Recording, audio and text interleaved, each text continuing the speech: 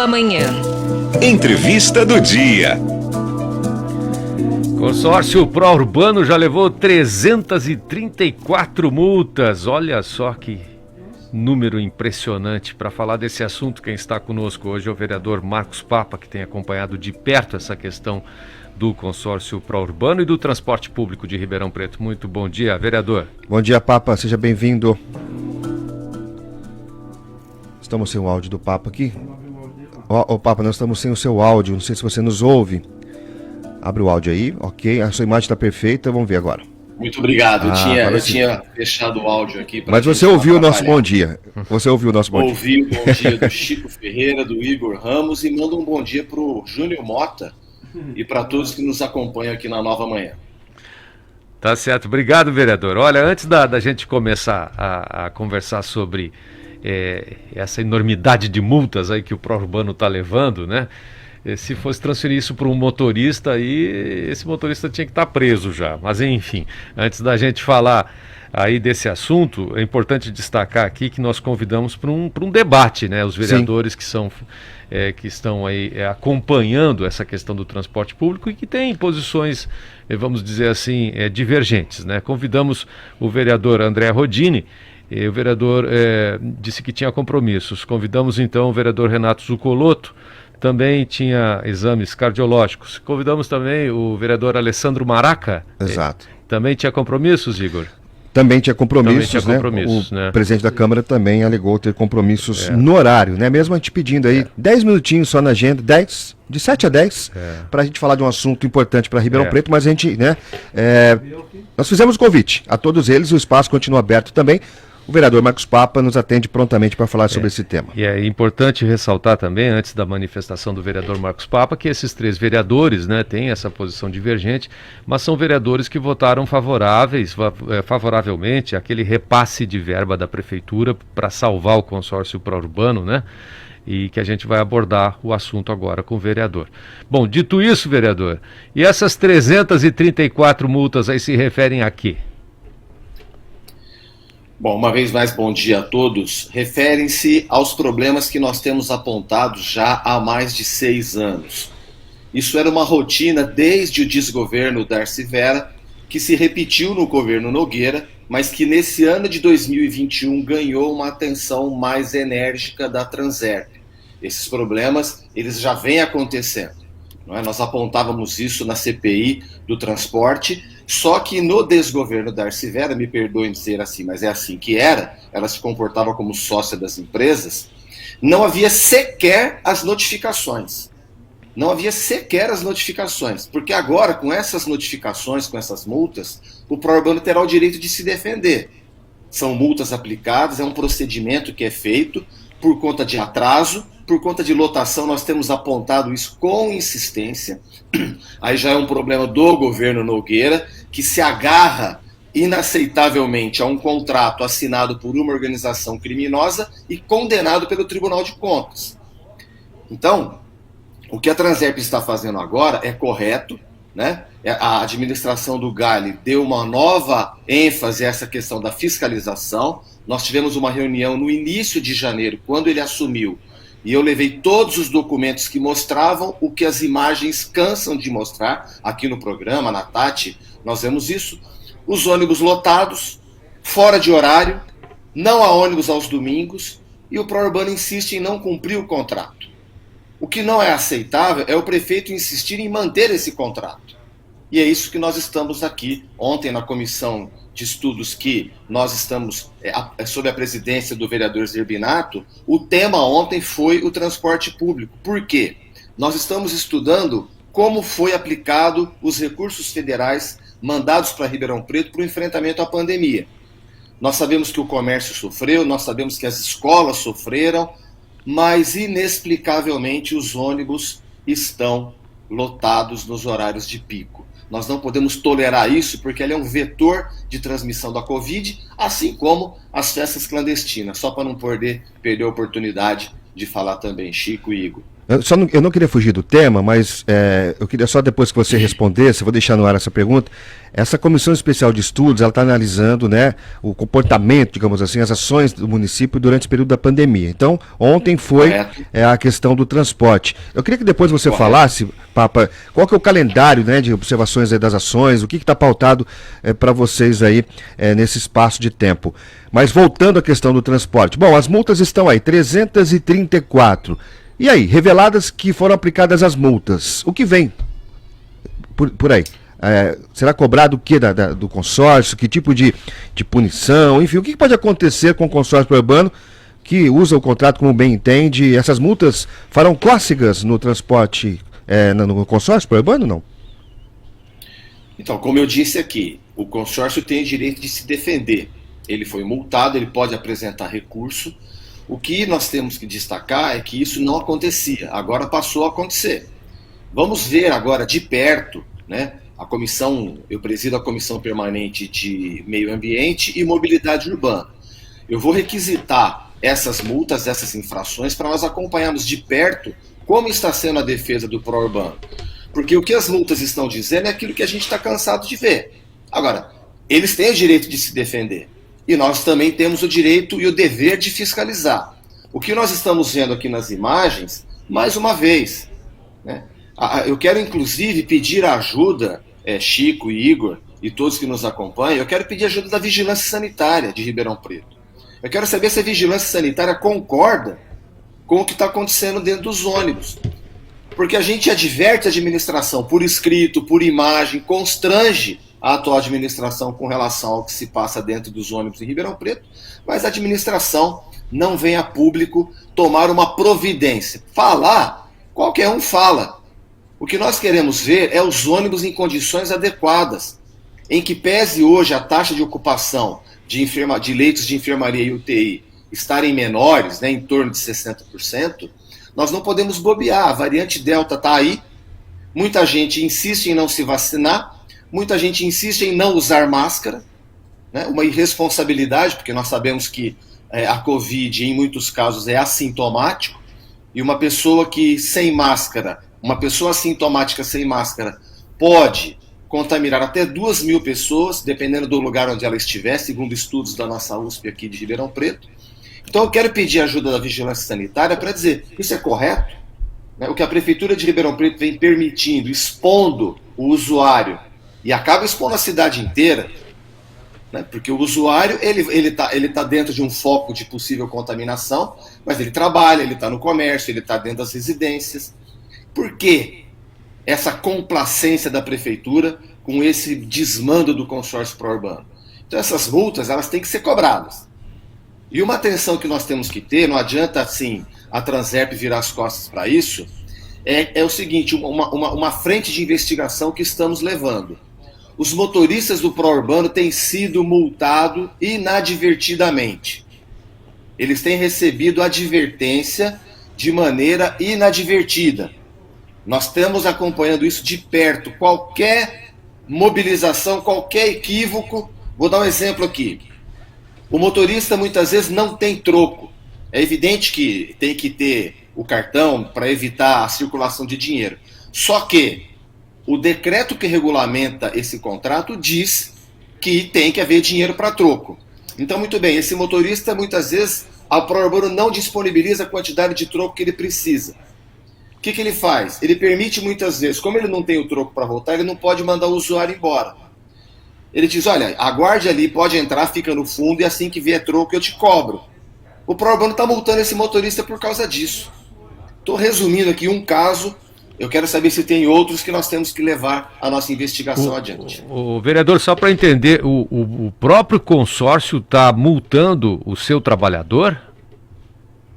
Exatamente, ele está aplicando a advertência. Não é uma multa de trânsito, é uma advertência de trabalho, Sim, como se fosse uma empresa. Os ônibus têm as câmeras, né, que monitoram o trabalho do motorista ali, né, o tempo todo, né? Sim, mas é só para a gente não confundir com multa de trânsito. Exato.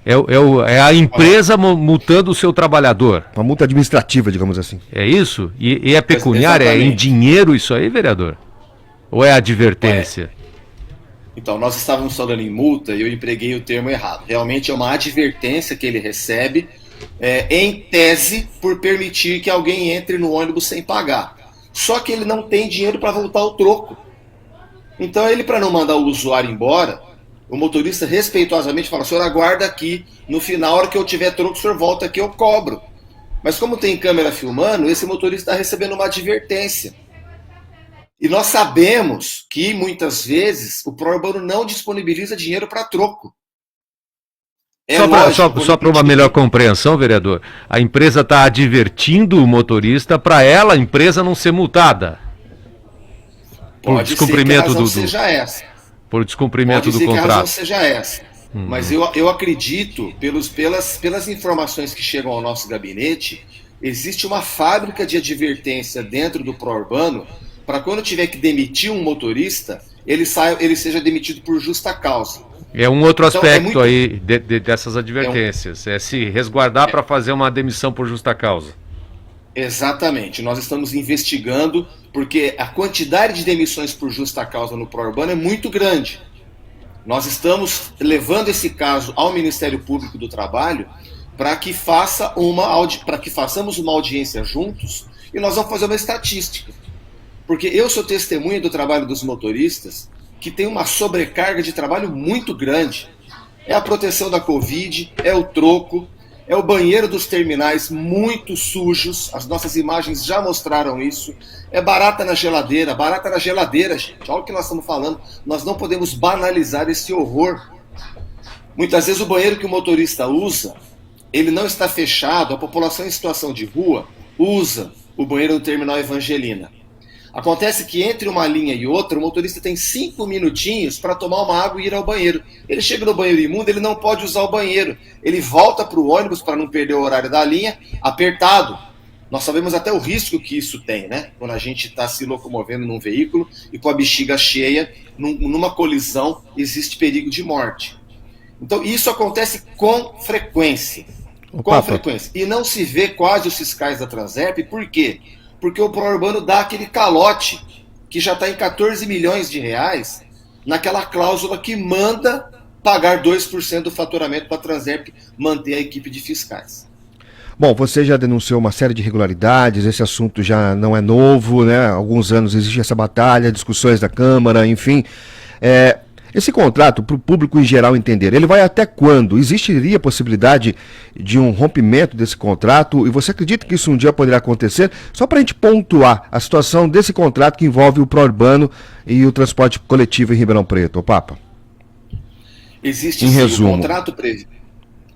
O contrato prevê isso, não é nenhuma ilegalidade, não é rompimento de contrato. O contrato prevê que quando uma das partes não cumprir cláusulas contratuais, como essa que o Prourbano não está cumprindo, que é o pagamento dos 2%, a taxa de gerenciamento, confessada em CPI, eles fazem isso para fazer caixa, a Prefeitura, o poder concedente, a Secretaria de Administração, sob a ordem do senhor prefeito, romper o contrato.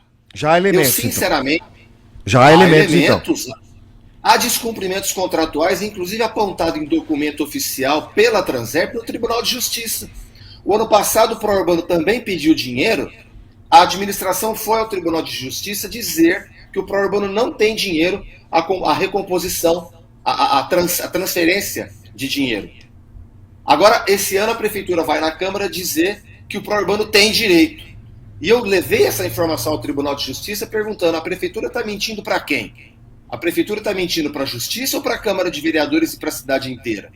Porque no mesmo processo, ela vai e diz que o Prourbano não tem direito. Para a Câmara, ela diz que o Prourbano tem direito. Essa lei dos 17 milhões. Por isso, votei contra. Eu levei ao conhecimento do Tribunal de Justiça, os desembargadores estão olhando isso. Vereador. A mesma prefeitura diz duas coisas. Até onde vai esse contrato? Qual que é o prazo de duração desse contrato? O prazo de 20 anos, mas 20 anos. Que foi assinado esse contrato em 2012, né? Ele tem a duração de 20 anos. Agora, há descumprimento de cláusula contratual. O Tribunal de Contas já disse que esse contrato é ilegal, porque a licitação foi baseada em dados frágeis. Os dados que embasaram a licitação para a cobrança da primeira tarifa, eles foram muito mal feitos. Por essa razão, o Tribunal de Contas condenou esse contrato. Mas o Tribunal de Contas é um poder auxiliar, é um órgão auxiliar do Poder Legislativo. O que o Tribunal de Contas está dizendo, ó, gente, fique esperto. Eu, Tribunal de Contas, considero esse contrato ilegal. E eu concordo. Chico, Igor, eu concordo com o Tribunal de Contas. O prefeito Nogueira se agarra inexplicavelmente a um contrato assinado por uma organização criminosa e condenado pelo Tribunal de Contas. A organização criminosa que você se refere? É a administração Darcy Vera, Marco Antônio e Companhia Sim. Limitada. Bom, Que só nós para lembrar aqui, investigamos. só para lembrar, vereador, que a gente levantou esse tema aqui do consórcio pró-urbano para tentar fazer um debate, para ouvir todos os lados, né? E reforço que nós convidamos 3 vereadores para participar dessa discussão, o vereador André Rodini, o vereador Renato Zuccolotto e o vereador Alessandro Maraca, e todos alegaram compromissos que não poderiam participar dessa discussão.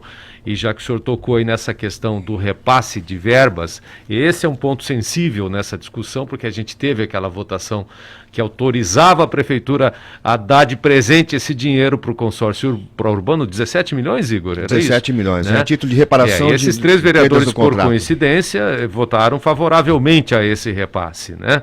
Por isso da importância da gente ouvi-los, né, e ouvir os argumentos, mas infelizmente nós não os temos aqui nessa conversa.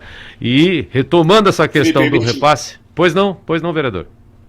Não, é sobre isso mesmo, Chico. Eu não quero perder a oportunidade de dizer a quem nos acompanha aqui no Nova Manhã, que é o seguinte: as cláusulas 28 e 29 desse contrato, elas determinam que o pró-urbano mande à administração toda a movimentação contábil mês a mês. Por que é importante a movimentação contábil? Porque por ali a administração, a Câmara de Vereadores, pode conferir se foi feito investimento que o contrato prevê, como está a construção dos novos pontos de ônibus, dos terminais, se há desequilíbrio econômico-financeiro ou não. E a Prefeitura insiste em esconder as auditorias que ela faz. Com uma arrogância inaceitável, diz que o contrato não fala em auditoria, fala em acompanhamento. Muito bem, onde estão os documentos que a Prefeitura acompanha a movimentação contábil das empresas? Onde estão esses documentos? Por que a Prefeitura insiste em esconder? Por que ela, se ela cumpre o contrato e faz a auditoria, o acompanhamento, seja o termo que essa administração queira usar, se ela cumpre o contrato nas cláusulas 28 e 29, que mandam conferir isso, onde estão esses documentos? Onde está esse acompanhamento? Por que a Prefeitura não publica? Sempre que a gente pergunta, olha, está aqui à disposição, são 9.000 páginas. Não, a população tem que ver. Isso tem que ser de fácil entendimento do povo. Não tem que ficar escondendo pilhas de documento. Agora, nem de forma simplificada, isso é mostrado. Aí aparece um projeto de lei na Câmara pedindo 17 milhões. Exatamente, Olha, então exatamente esse ponto que eu gostaria de destacar, vereador. Então, eu havia dito aí que esse projeto foi aprovado, né, e esses 3 vereadores que nós convidamos recusaram o nosso convite para o debate. Eu gostaria de saber como é que está esse repasse desses 17 milhões. Houve uma parcela inicial, se não me engano, de 5 ou 7 milhões. Como é que está agora? Então, o Poder Judiciário pediu que o pró-urbano depositasse uma caução desse valor, porque como a administração se nega a mostrar para Ribeirão Preto se há desequilíbrio econômico financeiro ou não, e essa administração esconde de Ribeirão Preto, esconde da Câmara de Vereadores, esconde do Poder Judiciário, que desconfiado disse, olha, eu quero uma caução para poder a Prefeitura soltar esse dinheiro para o pró-urbano. Nós estamos acompanhando isso. De novo, eu creio que isso trata-se até de uma ilegalidade. Por quê? O nosso contrato não prevê repasse financeiro. Ah, mas São Paulo está repassando dinheiro, Curitiba, porque o contrato de lá prevê, o nosso não prevê. O nosso é por conta e risco do concessionário. Por isso que a Prefeitura tem o dever de vir a público dizer, Tribunal de Justiça, Chico e Igor, quando eu mandei baixar o preço da tarifa de R$ 4,40 para R$ 4,20, o Tribunal de Justiça de São Paulo, a pró-urbano, foi lá dizer que esse contrato está na iminência de colapso. Há desequilíbrio econômico financeiro. Abre aspas para o pró-urbano. Há desequilíbrio econômico financeiro no contrato. O prefeito não veio a público desmentir o pró-urbano. E isso é muito grave, porque é a prefeitura que tem que dizer. A prefeitura contratou o pró-urbano, um prestador de serviço. O pró-urbano vai à rua, vai à imprensa dizer uma mentira E o prefeito se cala. Por que não vem a público dizer não há desequilíbrio econômico financeiro? Não faz isso. Nem na justiça, nem na imprensa. Então nós precisamos dizer isso à população. Que essa administração esconde os números de faturamento, esconde se há desequilíbrio econômico financeiro e vem pedir 17 milhões para as empresas. Isso não tem cabimento. Principalmente pelo momento grave que nós atravessamos em Ribeirão, de finanças que deixa a desejar o atendimento na saúde da nossa cidade, que deixa a desejar tanta coisa. A fiscalização geral diz que não vai fiscalizar as festas clandestinas, que reúnem 1.000, 5.000 pessoas em alguns lugares, porque ela não tem servidor para ir fazer a fiscalização. Então, assim, essa administração que tem carência de contratar fiscais para a Transerp fiscalizar o terminal sujo, o ônibus lotado, essa administração que diz que não tem dinheiro para contratar mais médicos, mais servidores da área da saúde para atender a população. Essa administração agora vai e pede para repassar 17 milhões para as empresas, sem mostrar para Ribeirão Preto como está o equilíbrio desse contrato. Isso é inaceitável. Ô Papa, uma outra questão rapidinho aqui para que você possa nos responder. Essa comissão especial de estudos, ela vai analisar o quê? O que está na pauta na sequência? Vocês trataram da questão do transporte, o que vem na sequência? Nós queremos ouvir várias secretarias, estamos procurando documentos, estudando aqueles que nós já tivemos. Foi muito importante ontem a sessão do Pró-Urbano, infelizmente por questões de saúde não pude estar, a saúde de familiares, né? Não pude estar na sessão de ontem, o presidente Zerbinato tocou a reunião. Essa revelação do transporte, ela é importante, porque eu digo, é um foco de transmissão de contaminação. Nós vamos ouvir a administração como um todo, depois a Secretaria da Fazenda. Nós sabemos que houve um repasse dos valores dos recursos federais para o pagamento de aposentadorias. Nós queremos ouvir a questão do porquê que isso foi feito, né? Não trata-se de uma ilegalidade, mas se havia realmente a necessidade de ter essa atitude e não direcionar mais recursos para o combate, para o enfrentamento à pandemia. Então nós teremos que ouvir alguém da Secretaria da Fazenda, nós vamos ouvir os departamentos, as secretarias, os responsáveis da administração que aplicaram esses recursos federais que vieram para Ribeirão, salvo engano, na ponta da língua aqui, algo em torno de 76 milhões, mas é bom deixar claro, não foi favor nenhum do governo federal em mandar esse dinheiro para cá. O Pacto Federativo é que diz quanto cada município, quanto cada estado tem direito do bolo. Aliás, o município manda muito mais dinheiro para Brasília do que Brasília para a gente. Não foi favor nenhum, era direito de Ribeirão. Papa, uma última questão bem rapidinha também.